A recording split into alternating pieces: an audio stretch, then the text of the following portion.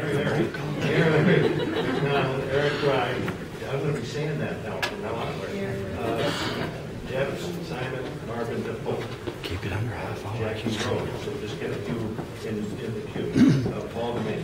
Thank you very much for coming here to northern Wisconsin and listening. I was noting yesterday, and my name is Paul DeMain. I'm a resident of the Cooteree Ojibwe Reservation at Hayward, Wisconsin.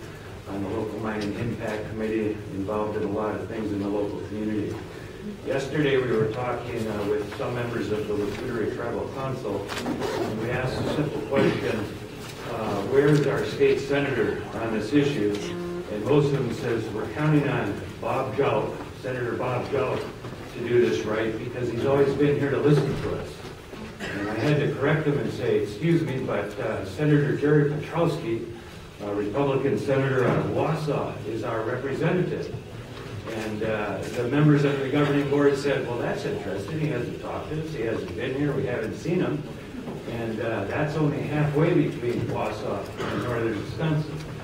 So there seems to be an absence of people wanting to come here. And I'm glad that you came here, because listening to people like the other person that stood around here and said it, it's interesting to see people that I know and have seen in and out of Mellon and Hurley. Some people says, you know, we should be boycotting those businesses up in Mellon and Hurley because they're supporting the mine. And I says, no. I like to go up there and have a beer and a burger every now and then. I mean to continue to do that, because those are people from northern Wisconsin that are part of our extended family. And in a way, we've talked about how people have come and gone over ages, but the Ojibwe people are still here.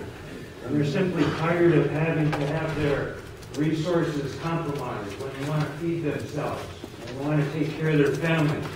We also understand what's gone over on in that district, where there's been a boom and bust from the mining industry over the years. We asked the question, is it worthwhile to invite your children back for 10 or 15 or 20 years again because they left the community to get a job, only to have to move their family out again after 20 or 30 years when that ore deposit is gone? And the Ojibwe people say, no. Maybe someday the ability to give that ore deposit up will be worthwhile. The United States at war and need it for some reason. If it puts our rice in jeopardy, it puts our walleye in jeopardy, walleye and other fish that in some cases you can't eat because they're already tainted with mercury and other pollutants that haven't been cleaned up. They haven't cleaned up Lake Michigan yet from the sewage that flows into it. Rather than creating another burden that we might have to clean up, we're hoping that people are thinking about looking in another direction. The process has been tainted.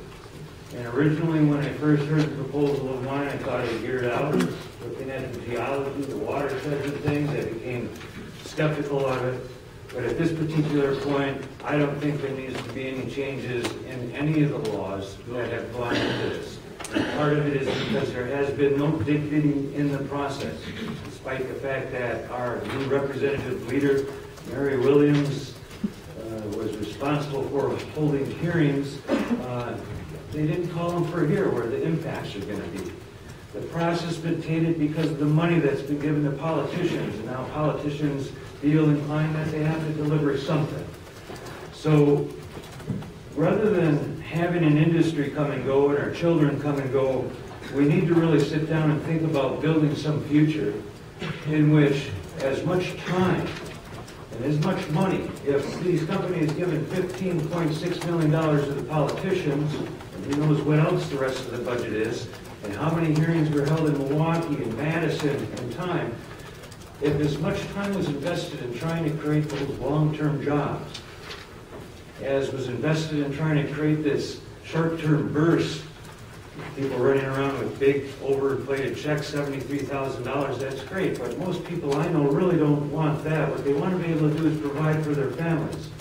And so somewhere I heard an idea. For some reason I keep thinking it might have been Marvin DePaul back there, but working on wherever he is, said something about a heritage park. We thought, we're looking for the courageous legislators that would stand up and say, why don't we acquire that ore body in that area, perhaps turn it into a heritage park in which we create 500 years of jobs that are there for a long, long time. And we can go up there and enjoy that and learn about each other. We can go into those old shafts that, big chunks of metal were taken out, because what I hear is this open pit, mountaintop, whatever it is a very, very different process compared to the old mining techniques. That's the difference. And when we jeopardize the wild onions, when we jeopardize the squirrels, the rabbits, the elk, the walleye, the potential loss to 40,000 pounds of wild rice in the river system and the lakes of this area, that's too big of a potential price to pay for the Ojibwe community that relies on those resources. And not just the Ojibwe community, a lot of non-natives who also subsist on those resources. So let's put our head together and not hate each other for the positions we take, but let's work together, because I'd like to see Mellon and Hurley and Iron County prosper and get better and have jobs, and families can be raised and stay there. But I think the idea of this mine here, there's too many considerations about what other corporations are going to want those exemptions. How many other mining companies are going to come into northern Wisconsin? What about the vanadium deposit in Sawyer County and over here in other places that are delicate?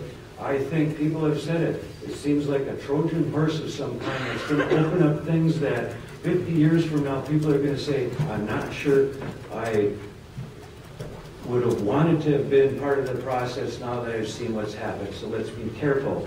The Iroquois people and other Native people used to sometimes say the best decision to make is no decision at all. Let's set it aside for a while and rest on it. Make what, Jack? Thank you very much. Larry McDonald.